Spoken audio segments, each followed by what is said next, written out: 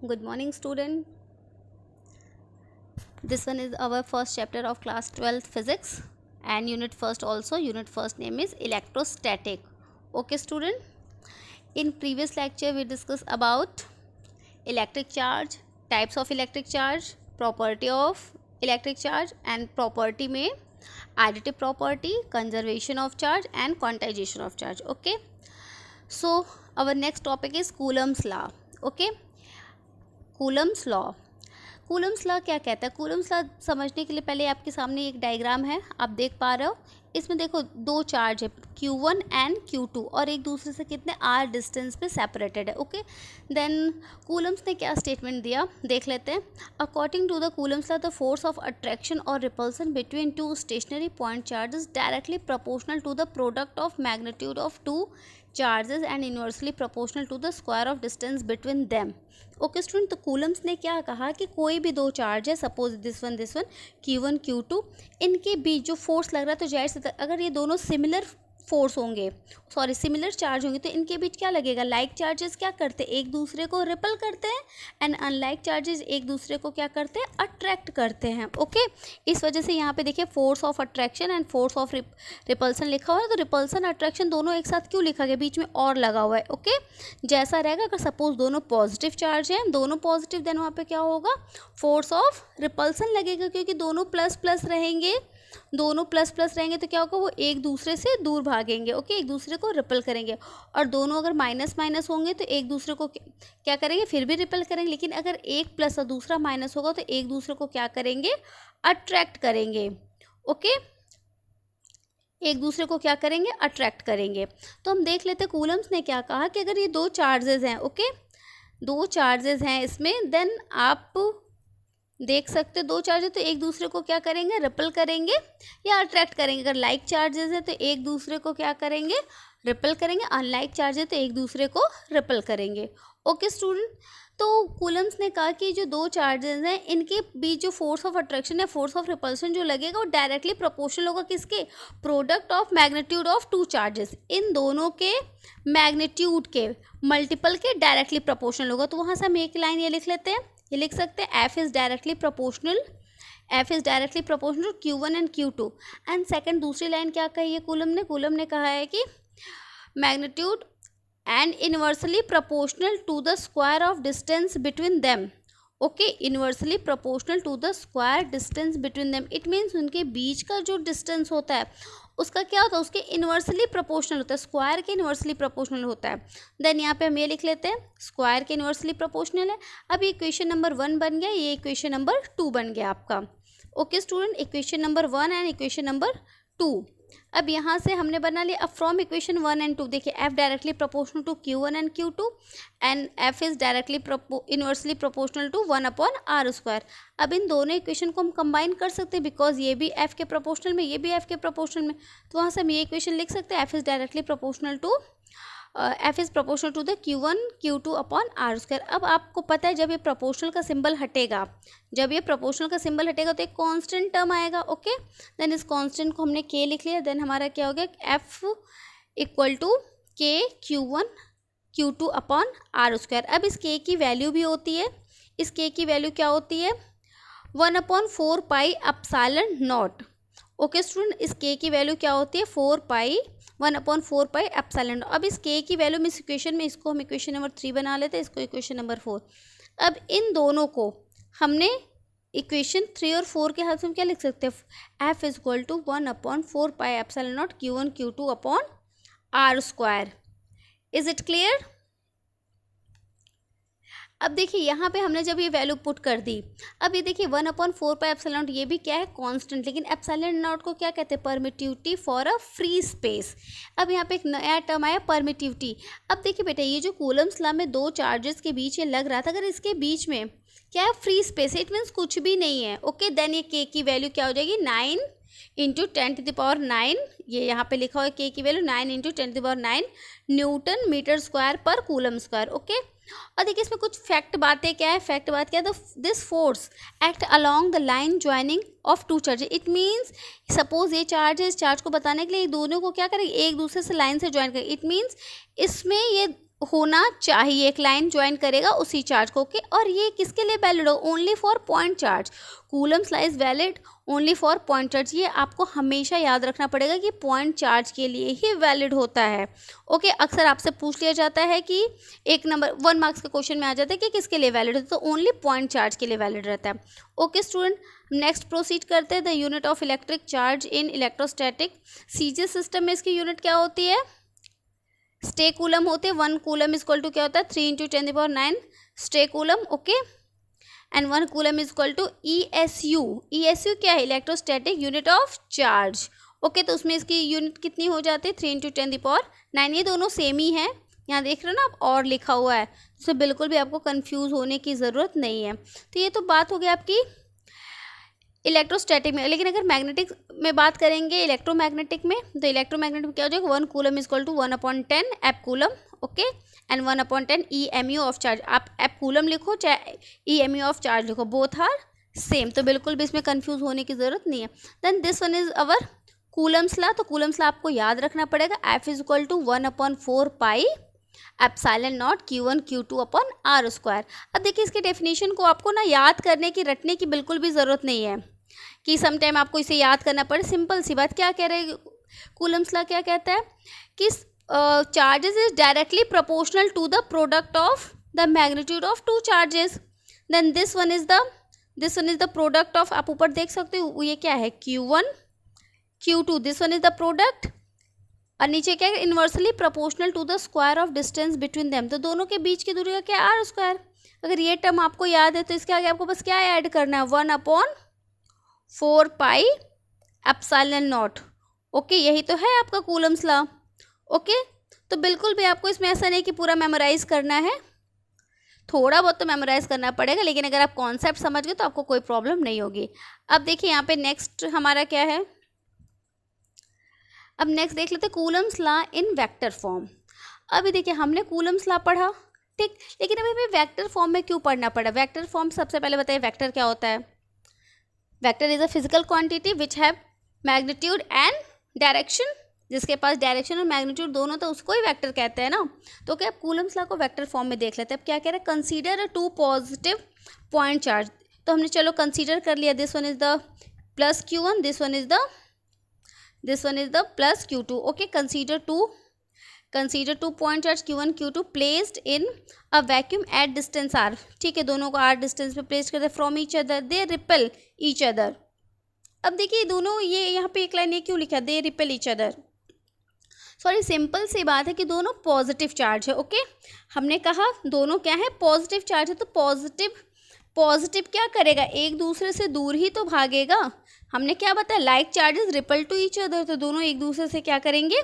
दूर भागेंगे, okay, ripple करेंगे। फिर आगे क्या करें? एज सोन इन फिगर, ठीक है, हमने फिगर देख लिया, ओके। अब देखिए इस पॉइंट पे जो चार्ज लगेगा इसकी वजह से, देन यहाँ पे देखिए ना F12 एंड F21, ये 2 पॉइंट यहाँ पे मेंशन है। ये क्या बताना चाह रहा है देख लेते हैं। अब इस Q1 पे हमारा जो फोर्स लगेगा और इस Q2 पे जो फोर्स लगेगा, तो देखिए जो इस Q1 पे फोर्स है उसको हमने क्या कह दिया है? F12। अब ये F12 क्या बताता है? Force on charge Q2 due to Q1 की वजह से, ओके। इस पे जो फोर्स लगेगा, ये this one is the, sorry, F21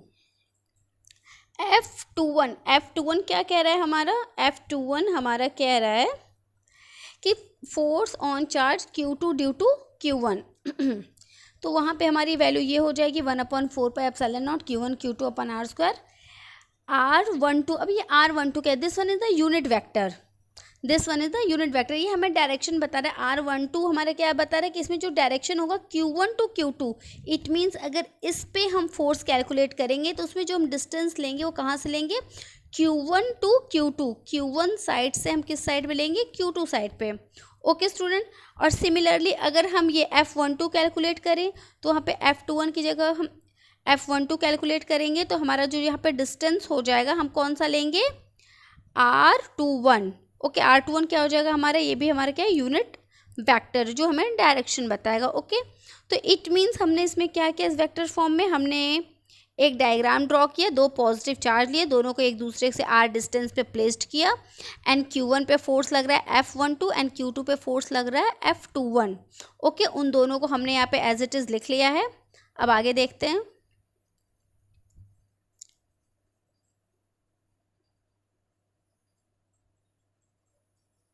okay,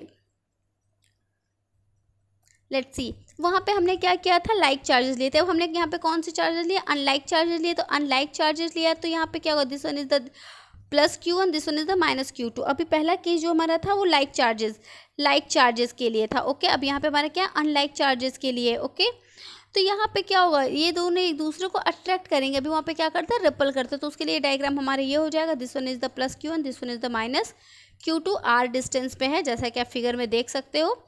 इस पे जो फोर्स लग रहा है F12, इस पे जो फोर्स लग रहा है F21। ओके, अब इसमें एक क्वेश्चन जो इंपॉर्टेंट हो जाता है, जो अक्सर एग्जाम में आपसे इस फॉर्म में पूछ लिया जाता है कि सपोज आपसे Q1 Q2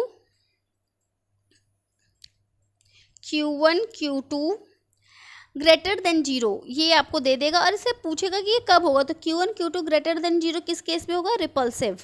okay, and Q1 Q2 less than 0 कब होगा, जब वो अट्रैक्टिव फोर्स होगा। Is it clear. अब देखिए इंपॉर्टेंस ऑफ वेक्टर फॉर्म। अब वेक्टर फॉर्म की क्या जरूरत पड़ी, कूलम लॉ तो था ही ना। अब हमें वेक्टर फॉर्म में क्या पता चल गया, अब देख लेते हैं इसकी इंपॉर्टेंस क्या है। देखिए यहाँ पे हमारा जो यूनिट वेक्टर का कॉन्सेप्ट था और फोर्स का कॉन्सेप्ट था, तो आप देख सकते हो कि इसका दोनों क्या मैग्नीट्यूड सेम है बट डायरेक्शन क्या है, अपोजिट है। It means two charges exert equal and opposite force on each other, so Coulombian force obey Newton third law of motion. Newton third law of motion क्या कहता है, Newton third law of motion यही कहता है ना कि अगर suppose अगर ये इस पे फोर्स लगा रहा है किसी ऑब्जेक्ट पे, तो ये भी इस पे फोर्स लगाएगा, तो दोनों का वो भी इक्वल फोर्स लगेगा, लेकिन डायरेक्शन क्या होगा, अलग अलग होगा, क्योंकि इसका डायरेक्शन ये तो दूसरे का डायरेक्शन ये होगा। तो यहाँ से हमारा न्यूटन थर्ड लॉ को ये फॉलो करता है। ओके, एंड नेक्स्ट पॉइंट क्या है, the Columbian force act along F12 और F21 that is along the line joining the center of two charge, so they are central force। Okay, Columbian force हमारा central force भी है। Okay, ये fact दो बातें हमें यहाँ से पता चलती है। So vector Coulomb's law in vector form की अपनी ये स्पेशल बात है। अब इस पर एक न्यूमेरिकल देख लेते हैं। इस न्यूमेरिकल को बेटा थोड़ा ध्यान से समझिएगा, बिकॉज ये आपका क्लासरूम बोर्ड तो नहीं है, बट मैंने पूरी कोशिश की है समझाने की आपको कि आपको कैलकुलेशन भी समझ में आए। लेकिन बिल्कुल ध्यान दीजिएगा, क्योंकि अगर एक बार भी आप इधर उधर डाइवर्ट हुए तो मे भी आपको ना समझ में आए।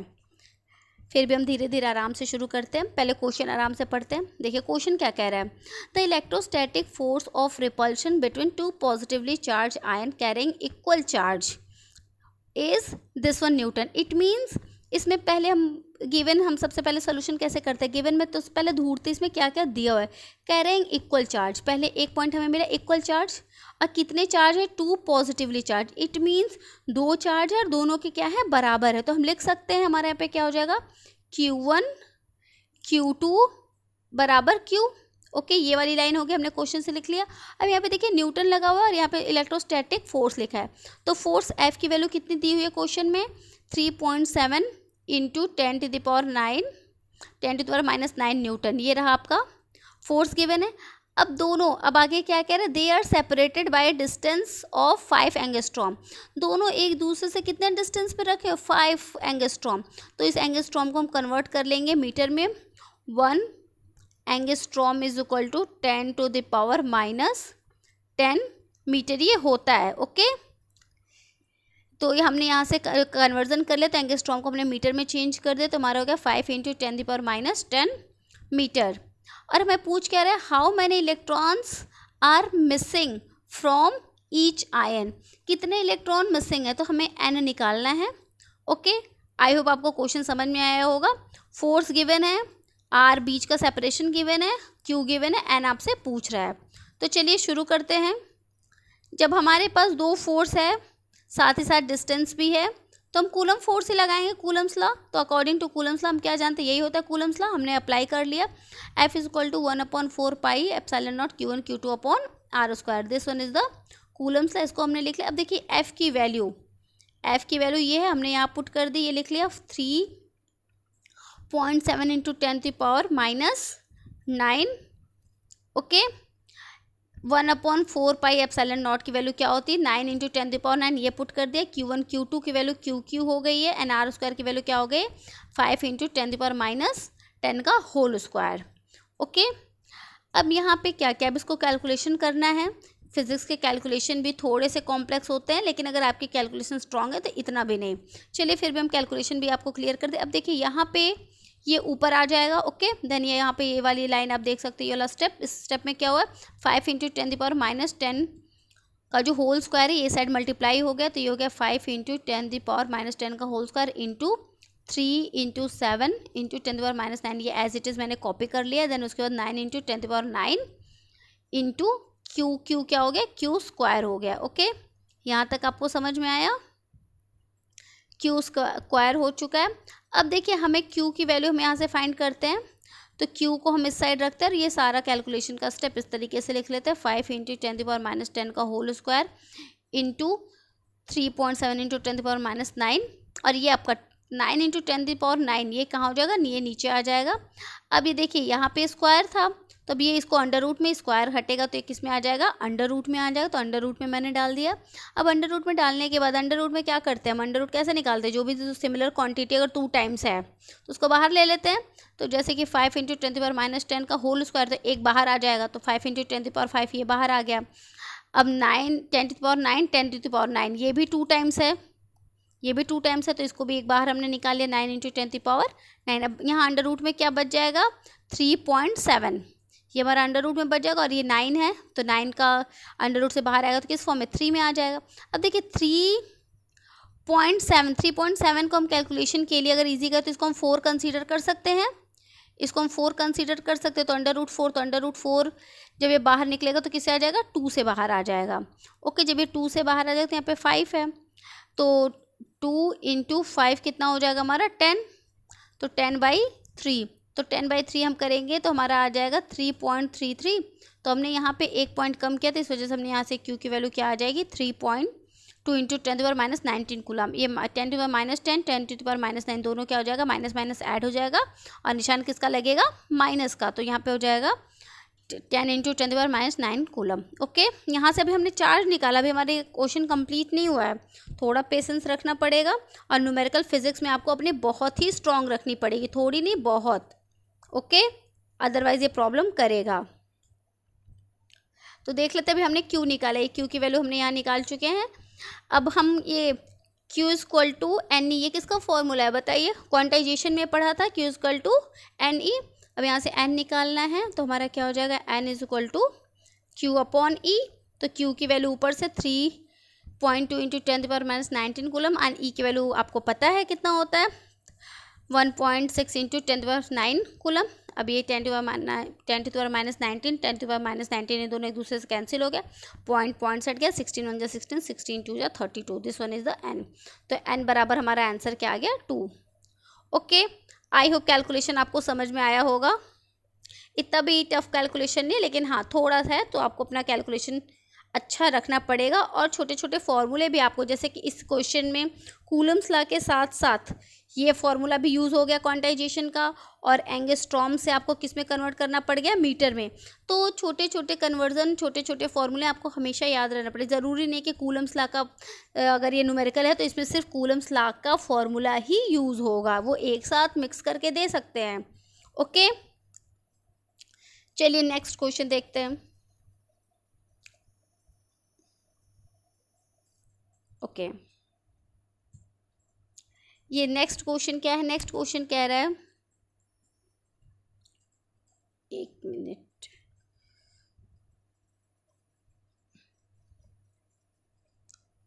दिख रहा है अभी आपको। ओके, देखिए नेक्स्ट क्वेश्चन क्या कह रहा है, a particle of mass m and carrying charge -q1 is moving around a charge +q2 along the circular path of radius r, prove that the period of revolution charge -q1 about +q2 is given by। Okay, यहाँ पे क्या कह रहा है, एक charge है, एक charge उसके अलाउंग रिवॉल्व कर रहा है उसके अराउंड, और उसका रेडियस सर्कुलर पाथ पे, सपोज ये एक चार्ज है, ठीक, एक ये चार्ज है, एक चार्ज इसके अलोंग घूम रहा है जिसका मास m है और किस रेडियस पे, r रेडियस पे क्या कर रहा है, रिवॉल्व कर रहा है।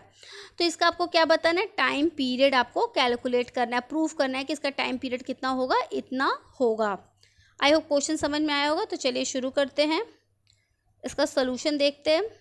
देखिए solution, suppose a charge minus Q1 moves around the charge plus Q2 with speed v। अब जाहिर सी बात है कि अगर सपोज एक ये चार्ज है, अब इसके अराउंड ये घूम रहा है सर्कुलर पाथ में, ओके, ये रेडियस r, तो घूम रहा है तो कोई ना कोई इसकी स्पीड तो होगी ही ना, किसी स्पीड से तो मूव कर रहा होगा, बिना स्पीड के थोड़ी ना मूव कर रहा होगा।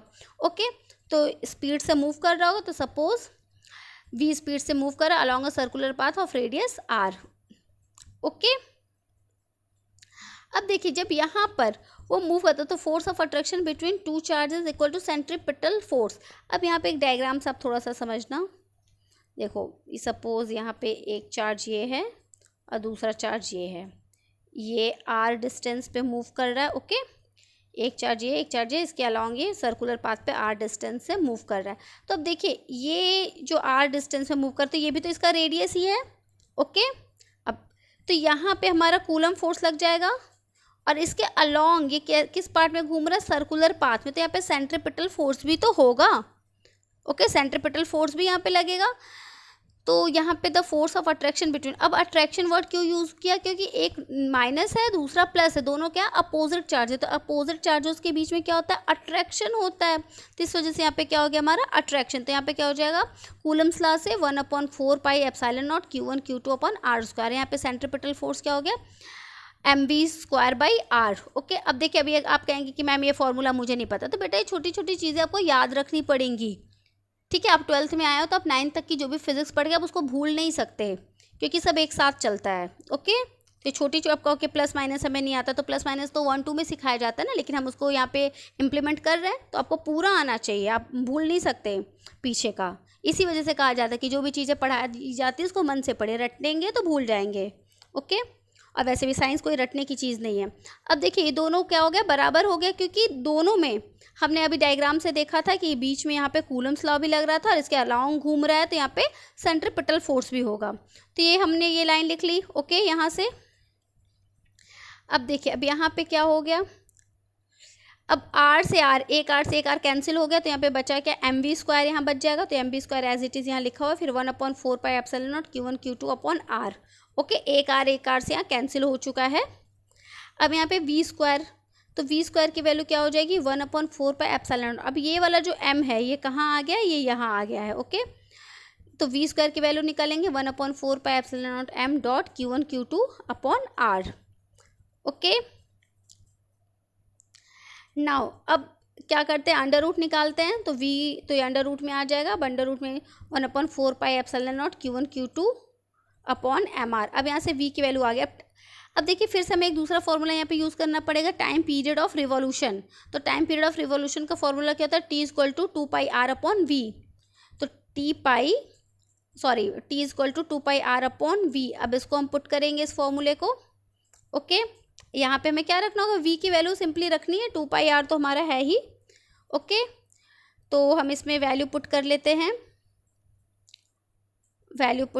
देखते क्या आता है, क्या होता है। तो वैल्यू हमने पुट किया, तो t = 2 पाई r। अब v, यहाँ पे v किस फॉर्म में, 1/v, और यहाँ पे v है, तो जब यहाँ पे v की वैल्यू रखेंगे तो ये अंडर रूट में तो रहेगा, लेकिन ये जो नीचे वाला टर्म रहेगा वो ऊपर चला जाएगा, तो यहाँ पे हो जाएगा √4 पाई epsilon not mr upon Q1 Q2। Okay student, अब देखिए ये 2 पाई r बाहर है। अब सपोज़ ये अंडर रूट में अगर यहाँ पे 4 है तो ये बाहर आता है 2 बन जाता है, लेकिन अगर 2 है, अगर इसको अंडर रूट में डालना है तो हमें इसको क्या 4 लिखना पड़ेगा।